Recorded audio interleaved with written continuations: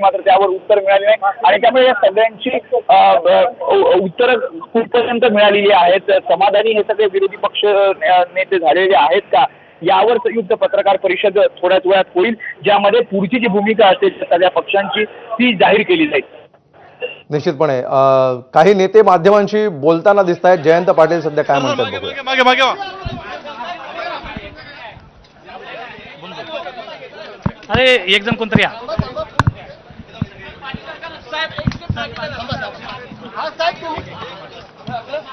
दुबार मतदार शोधण्यासाठी सॉफ्टवेअर का आणत नाही असा सवाल जयंत पाटलांनी उपस्थित केलेला होता.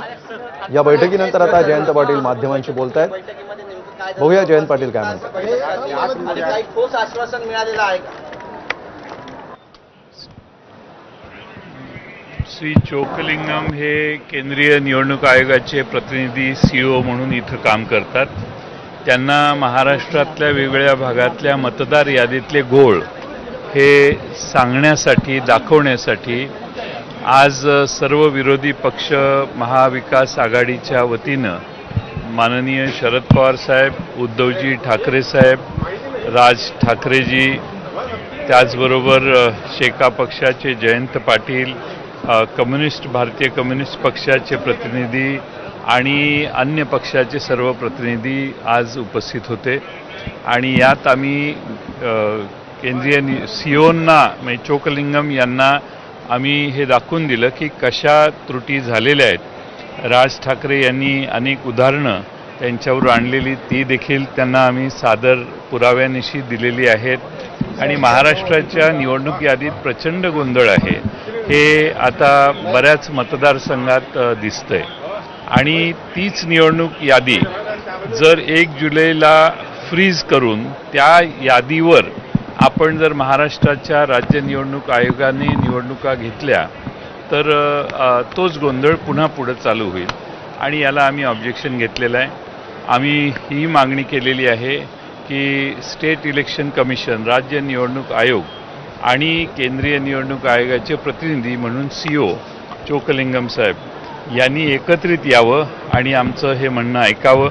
त्यांनी आम्हाला आश्वासन दिलेलं आहे की उद्या पुन्हा ते दोघं एकत्रित येऊन आमचं म्हणणं ऐकतील आणि आम्ही त्यासाठी अनेक पुरावे जे सादर केलेले आहेत त्याची पुन्हा याची चर्चा होईल. आमचा आग्रह हा आहे की महाराष्ट्रात जिल्हा परिषदा, नगर परिषदा आणि महापालिकेच्या निवडणुका घेण्याच्या आधी महाराष्ट्राच्या या सगळ्या निवडणूक याद्या दुरुस्त केल्या पाहिजेत. अनेक ठिकाणी दुबार मतं आहेत. एक नाव 6-6 ठिकाणी आहे.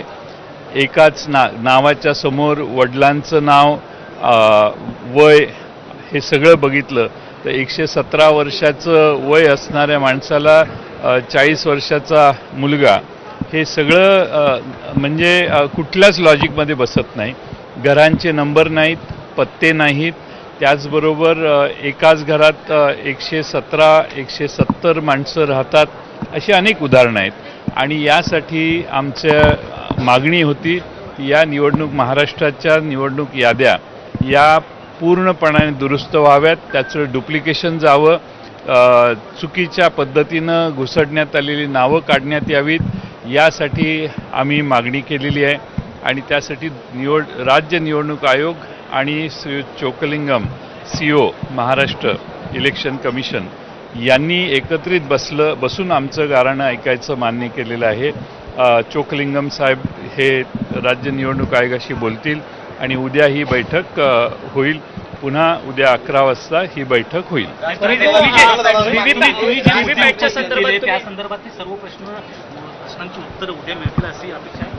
व्हीव्हीपॅट पण लावलं पाहिजे अशी आमची मागणी होती.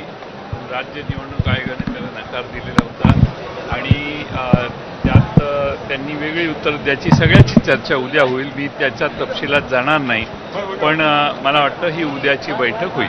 पण आता वाय.बी. चव्हाण सेंटरची पत्रकार परिषद होणार आहे का? ही पत्रकार परिषद होणार नाही. उद्या आमची बैठक झाल्यानंतर जॉईंट पत्रकार परिषद त्या बैठकीच्या निष्कर्षानंतर होईल. आता यशवंतराव चव्हाण सेंटरला कोणतीही पत्रकार परिषद होणार नाही. हो, सगळेच असणार आहेत. तुम्ही म्हणाले की याद्या दुरुस्त करून पुन्हा फेरमतदान घ्या, यामागचं नेमकं कारण काय? याद्या दुरुस्त करून फेरमतदान घेण्याचं कारण असं आहे, फेरमतदान नाही, याद्या दुरुस्त करा. याचं कारण मी सांगितलं ना, आत्ताच सांगितलं मी. अनेक दोष आहेत, त्रुटी आहेत आणि आमच्या अशोक पवारांना, माजी आमदार आमचे अशोक पवार यांना तर म्हणजे